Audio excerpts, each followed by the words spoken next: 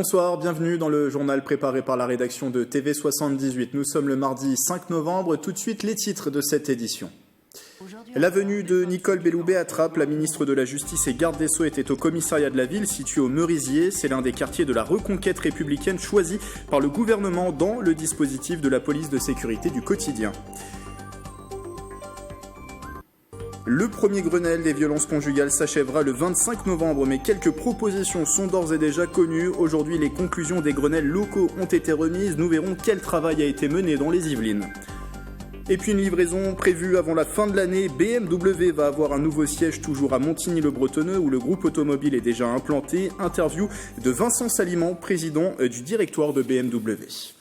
Cette information pour débuter, les présidents des Yvelines et des Hauts-de-Seine devant l'Assemblée nationale. Pierre Bédier et Patrick Devedjian ont été auditionnés aujourd'hui par les députés pour parler du projet de fusion entre les deux collectivités. On rappelle que ce processus de rapprochement a été enclenché entre les deux départements depuis 2016. On reviendra largement sur cette information dans le journal de demain.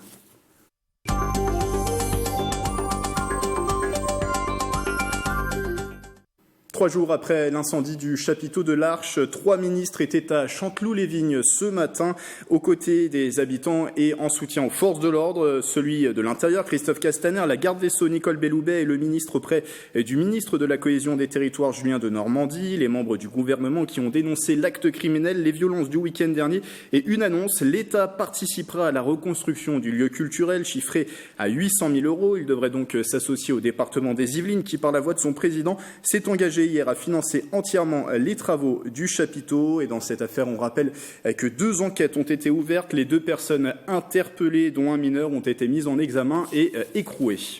La ministre de la Justice a poursuivi sa visite seule dans les Yvelines. Nicole Belloubet s'est ensuite rendue au commissariat de Trappes, au cœur de l'un des quartiers de la reconquête républicaine. Ce dispositif vise à lutter contre la délinquance, renforcer le contact avec la population et aussi les partenariats avec les élus et les autres administrations de l'État. Manon Varaldo. La ministre de la Justice Nicole Belloubet s'est rendue au commissariat de Trappes dans le quartier des Merisiers, zone appartenant au quartier de reconquête républicaine. Trappes est l'une des 15 premières villes de ce dispositif annoncé en septembre 2018. Un travail mené avec les élus, la police de sécurité du quotidien et de l'État. Le quartier de reconquête républicaine est un dispositif qui a pour but de lutter contre la délinquance et les trafics en déployant progressivement des moyens de police supplémentaires. Là où il y a eu des renforts dans le domaine de la police et où il y a un travail vraiment d'articulation avec les procureurs de la République, eh bien nous arrivons, me semble-t-il, à apaiser une situation.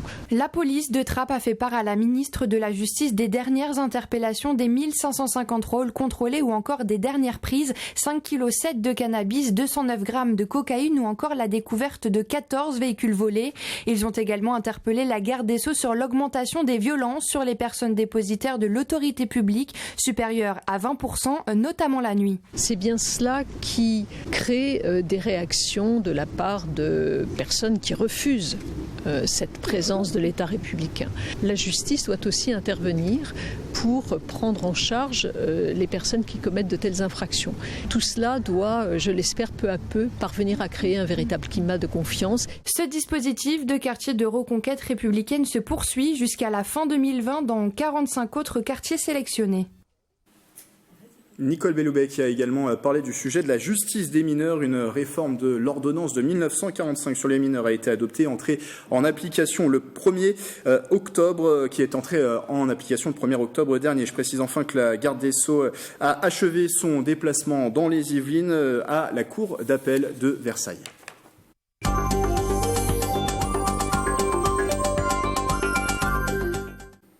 129 femmes sont mortes sous les coups de leur conjoint ou ex-conjoint depuis le 1er janvier 2019. Ça fait déjà plus qu'en 2018 où on en comptait 121, des féminicides que le gouvernement veut endiguer. Pour cela, il a lancé un Grenelle contre les violences conjugales. On en parle avec 2 invités en plateau puisque les conclusions locales de ce Grenelle ont été remises aujourd'hui. Marielle Savina, bonsoir.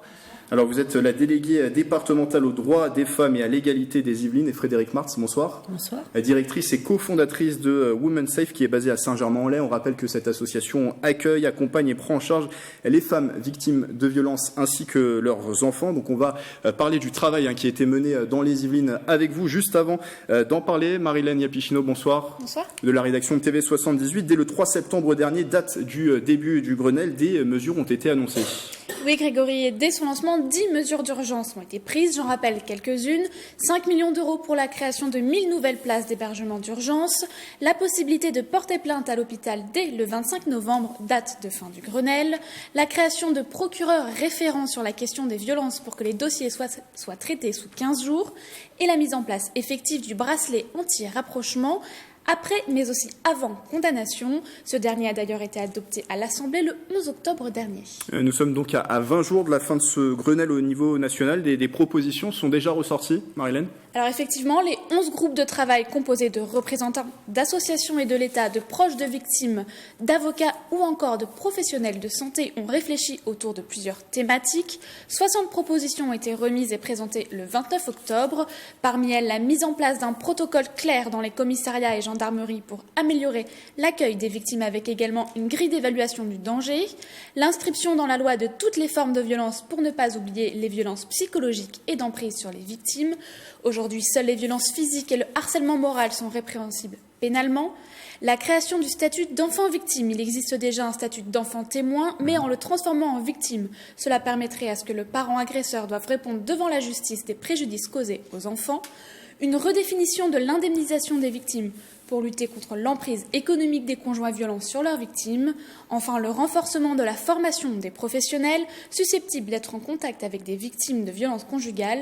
Les effectifs de police et de gendarmerie, les professionnels de santé, les représentants syndicaux et les responsables en ressources humaines au sein des entreprises seraient concernés par ces formations. Et pour les médecins, une évolution du secret médical est envisagée avec la possibilité pour un professionnels de santé témoins de ces violences, de les porter à la connaissance des autorités sans l'accord de la victime. Merci Marianne pour toutes ces précisions et on rappelle ce numéro d'écoute gratuit et anonyme le 3919. Alors les propositions des Grenelles locaux, je le disais, ont été remises aujourd'hui, des Grenelles locaux qui ont été menés dans les différents départements de France dont les Yvelines. Frédéric Martz, je me tourne vers vous pour commencer. Vous étiez plutôt mitigé au début de ce temps de Grenelle des violences conjugales avec les premières annonces du gouvernement. Est-ce que 2 mois après, est-ce que le constat est le même ou est-ce que les premières propositions qui ont émergé sont satisfaisantes ? Alors elles peuvent l'être, puisque c'est des énoncés de propositions, il faut après les appliquer, c'est toujours un peu le même problème. Je pense que là, je préférerais parler au nom des victimes, puisque c'est les victimes qui peuvent le mieux parler de ces propositions et le mieux finalement valider si ces propositions sont effectivement leurs réels besoins. On parle du logement par exemple. Est-ce qu'aujourd'hui l'augmentation du nombre de logements paraît essentielle pour des victimes, ou est-ce que c'est pas l'éviction du mari qui pourrait paraître plus importante, d'autant plus que quand on est dans les violences conjugales, il y a évidemment l'impact sur les enfants, ces enfants co-victimes ou on va dire victimes tout simplement, qu'il faut déscolariser si la mère doit se déplacer dans un logement. Puis les conditions de logement ne sont pas idéales pour l'instant et je suis vraiment intéressée par l'application de tout ce qui a été dit déjà, évoqué dans ces Grenelles qui demandent beaucoup de travail aux équipes de terrain, mais nous rejoignons avec plaisir évidemment les concertations qui sont faites et qui nous remettent un peu en lumière dans cette problématique de santé publique. Des concertations, Marielle Savina, un peu à l'image de ce qui s'est fait pour le grand débat national, qui est décliné au niveau local. Il y a une réunion qui s'est tenue le 13 septembre dernier au tribunal de grande instance de Versailles. L'objectif, c'était de rappeler les actions en cours. Et on peut le dire, c'était le point de départ de ce Grenelle dans les Yvelines. Oui, tout à fait. Il faut rappeler que le Grenelle, c'est avant tout un processus de concertation et de collaboration. Le 13 septembre était le lancement du Grenelle 78 et nous avons, depuis le 13 septembre, mis en place 3 groupes de travail sous pilotage de la préfecture et du parquet. Groupe de travail où étaient conviées les associations. Donc Frédéric, bien évidemment, était présente. Donc un premier groupe autour plutôt de l'évaluation et du repérage. Un deuxième groupe sur les procédures judiciaires et les dispositifs de protection. Et le troisième groupe qui a été, on va dire, dire, le groupe où les idées ont été peut-être les plus vives, parce que c'était autonomie et accompagnement. Donc vous imaginez que dans l'autonomie, il y avait également la question du logement, de l'hébergement et des enfants. On précise juste ce chiffre, 1626 procédures pour violences conjugales qui ont été traitées par le tribunal de Versailles en 2018. Vous l'avez dit, donc les acteurs autour de la table, c'était les associations, les représentants de l'État dans le département. Oui, associations, représentants de l'État, centres d'hébergement d'urgence. Nous avions également les collectivités territoriales, il ne faut pas les oublier, conseils départementaux, enfin le conseil départemental avec les territoires d'action départementale. Et puis nous avions également des réseaux locaux, comme des associations qu'on peut avoir en milieu rural. Parce qu'il ne faut pas oublier que les Yvelines sont aussi un département rural. Frédéric Marthe, c'était votre crainte au début que les associations soient finalement ignorées dans ce temps de Grenelle des violences conjugales. Alors je vais vous poser la question sur deux plans. Plan national, puisque l'association accueille des femmes de 51 départements. Est-ce qu'au niveau national, vous avez été associé? Est-ce que Women's Safe a été associé? Non, pas du tout. Et d'ailleurs, on en est très content aujourd'hui, puisqu'on préfère rester en dehors d'une concertation nationale qui ne nous satisfait pas tout à fait. On est très content de rejoindre la concertation départementale, puisqu'elle a un sens pour nous. D'abord parce qu'on a une très belle représentante, en l'occurrence Marielle Savina, qui œuvre sur le terrain, qui passe son temps à essayer de faire que les gens se parlent. Et c'est un peu ça l'objectif, parce qu'on ne peut pas dire aujourd'hui qu'il n'existe rien. C'est simplement en fait un état des lieux, et on constate qu'il y a énormément d'associations, on a énormément de connexions à faire aujourd'hui, et c'est le mieux travailler ensemble qui me paraît absolument indispensable. Le fait que les départements, qu'on ait des femmes qui viennent de 51 départements, alors là c'est une réflexion nationale, c'est qu'est-ce qui se passe quand un auteur part dans un autre département et que la femme reste dans les Yvelines. Donc la problématique nationale, elle doit prendre en compte qu'un auteur comme une victime ne reste pas nécessairement dans son bassin de vie.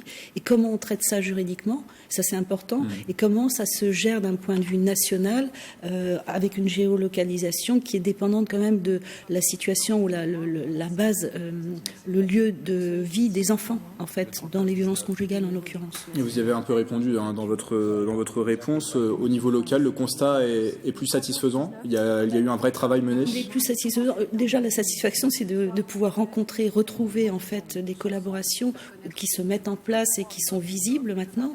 Je crois que le travail de Marielle Savina est énorme, parce qu'elle fait se rencontrer des gens qui auraient pu très bien ne jamais se rencontrer.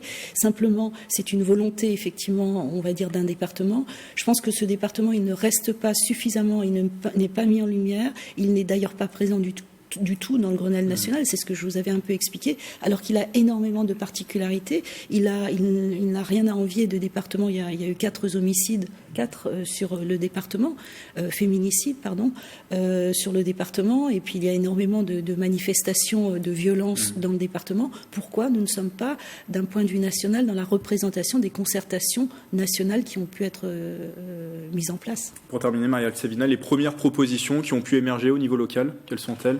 Alors, la première, en effet, Frédéric a répondu. Je pense qu'avant tout, c'est un état des lieux et la volonté et la nécessité de coordonner l'ensemble des acteurs, qu'ils soient des acteurs locaux ou que ce soit des services de l'État. Donc, c'est vrai que le besoin de coordination. Donc, l'idée, c'est de créer un réseau des réseaux, c'est-à-dire qu'il y a plusieurs réseaux un peu partout dans les Yvelines, que ce soit au nord, au sud, au centre de notre département. Donc, l'idée, c'est de créer 2 réseaux, un nord, un sud, où va pouvoir se rencontrer l'ensemble des acteurs, se concerter, faire des guides de bonnes pratiques et faire remonter au niveau du réseau qui serait le réseau piloté par la préfecture et le parquet, en tout cas des bonnes initiatives qu'on pourrait renforcer, développer, parce que l'idée c'est ça existe, fondamentalement ça existe, nous avons tout, il faut juste mettre en musique et faire de la synergie. Donc ça c'est le premier point, c'est la coordination des acteurs. Nous sommes également en train de mettre en place un protocole de main courante, un protocole de prise de plainte dans les hôpitaux, donc avec une expérimentation à l'hôpital de Versailles, avec une généralisation au mieux en 2020 sur les autres hôpitaux, en tout cas de notre département.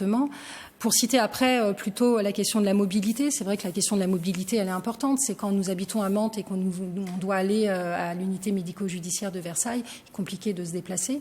Donc on pense initier des bons mobilités, donc des bons taxis.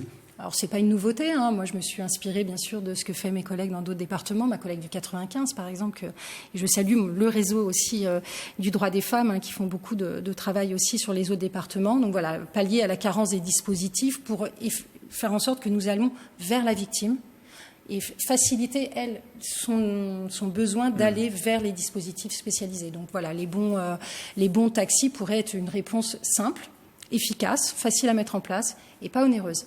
Voilà pour ces premières propositions. On précise que le travail va se poursuivre. Le Grenelle et des violences conjugales se poursuit jusqu'au 25 novembre, mais le travail au niveau local, ce que vous m'indiquiez tout à l'heure, va se poursuivre même bien au-delà. Merci à vous deux. Je voudrais juste finir et dire que les forces de police ont été souvent mises en lumière, mais mal, et qu'aujourd'hui, le département, que ce soit la gendarmerie, la police, est très actif sur sa formation, sur la rencontre avec les victimes. Et je voudrais vraiment mettre en lumière finalement une institution qui a quand même été pointée du doigt largement, et puis le conseil départemental qui maintenant est très actif sur ce sujet-là. Merci Frédéric Martz, merci Marielle Savina d'être passée en plateau pour parler de ce Grenelle des violences conjugales au niveau local. Après Octobre Rose, le mois de novembre est lui consacré au cancer masculin. Pour l'occasion, le Prostate Tour était de passage à la clinique des Franciscaines à Versailles aujourd'hui, informer sur ces pathologies méconnues et prévenir le cancer de la prostate et le premier cancer masculin. Le reportage de Marilène Yapichino. C'est bien une prostate géante qui a été installée sur le parvis de la clinique des Franciscaines à Versailles. En ce mois de novembre dédié au cancer masculin, le public est invité à s'informer sur les pathologies de cette glande méconnue, comme l'adénome de prostate. Ça leur permet de bien comprendre que quand il y a un flux urinaire qui doit passer dans un canal qui est comme ça complètement bouché, il va avoir du mal à s'écouler.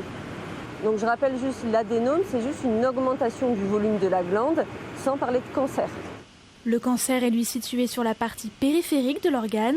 Il est dépisté à l'aide d'un toucher rectal et sur une évaluation de l'évolution du taux de PSA, antigène spécifique de la prostate. Il se fait à l'aide d'une prise de sang. Si ces deux mesures présentent des anomalies, on réalise une IRM puis des biopsies avant de réfléchir à un traitement. Des traitements justement expliqués lors de conférences pour cette journée spéciale. Donc il y a 4 possibilités. La première, c'est de ne rien faire, parce que le cancer de la prostate peut être parfois considéré comme un vieillissement normal de la prostate. La deuxième, c'est la curithérapie. Donc là, ça consiste à mettre des implants radioactifs directement dans la prostate. Le troisième, c'est la radiothérapie externe. Et le dernier, c'est la chirurgie. On trouve peu d'informations dans les journaux. Donc ça me permet d'avoir une idée, au moins de poser quelques questions et avoir des réponses. Plus le cancer est décelé tôt, mieux il se guérit. Le dépistage est recommandé dès l'âge de 50 ans. Passé 80 ans, les hommes ont 80% de risque de présenter des cellules tumorales. Alors, pour poursuivre la sensibilisation, le Prostate Tour fera un prochain arrêt vendredi 8 novembre à Massy. Économie, les entrepreneurs du réseau Yvelines Business Club avaient rendez-vous aujourd'hui au golfe de la Boulie à Versailles. Ils recevaient Vincent Salimon, président du directoire de BMW France. L'occasion pour nous d'évoquer avec lui la stratégie du groupe automobile, mais aussi l'implantation toute prochaine du nouveau siège à Montigny-le-Bretonneux. Jules Colly pour les moyens techniques. 16 000 mètres carrés implantés à Saint-Quentin en Yvelines. BMW France va bientôt changer de locaux. Un nouveau siège pour le constructeur allemand à quelques mètres de l'ancien dans le quartier du Pas du Lac à Montigny-le-Bretonneux qui va regrouper sur un seul site 3 entités du groupe. Bonjour Vincent Salimon. Bonjour Grégory Canalet. Président du directoire de BMW France. La livraison de ce nouveau siège est prévue pour bientôt ? Alors elle est prévue pour la fin de l'année et globalement les deux premières entités vont déménager au mois de janvier et BMW France, donc la BMW Group France, la filiale commerciale, va déménager début février. Donc à mi-février, tout le monde sera installé. Tout le monde sera installé à la mi-février. Alors les travaux avaient débuté début 2018. Ce sont 100 millions d'euros en tout qui ont été investis par BMW France. Vous parliez des entités, donc BMW France qui était déjà à Montigny, BMW Finance qui était installé à Guyancourt, pas très loin, et Alphabet France qui est implanté à Rueil-Malmaison dans les Hauts-de-Seine. Pourquoi réunir les 3 entités en un seul site ? En fait, tout simplement pour s'adapter par rapport à l'environnement économique, par rapport aux nouvelles façons de travailler. Nous étions 3 entités, 3 filiales du groupe allemand installées en France, mais avec trop de silos. Et c'est vrai que la distance géographique ne facilite pas la façon d'optimiser et de développer les synergies. Et donc, il était important qu'on puisse se réunir dans le même site. C'est pour ça que le BMW Group a montré vraiment beaucoup d'intérêt sur le marché français en investissant beaucoup d'argent, beaucoup d'intérêt sur les Yvelines parce que c'est un site stratégique et en réunissant l'ensemble des entités pour qu'on puisse renforcer les synergies tous ensemble. Et rester sur le territoire de Saint-Quentin-en-Yvelines, c'est important. pourtant il y a beaucoup de constructeurs qui sont implantés, qui ont leur siège sur ce territoire. La plupart des constructeurs sont dans l'ouest parisien et dans les Yvelines, parce que c'est assez stratégique malgré tout. C'est proche des équipementiers aussi, ce qui est un élément important. Et puis c'est facile d'accès. Donc quand on réunit nos concessionnaires ou quand on les fait venir sur Paris, c'est aussi très bien qu'ils puissent avoir un accès rapide dans les Yvelines. Et on imagine que c'est un nouveau siège qui répondra aux enjeux actuels, ceux de l'environnement, ceux aussi en termes de bien-être des salariés, les mettre dans les meilleures conditions de travail. Alors, complètement.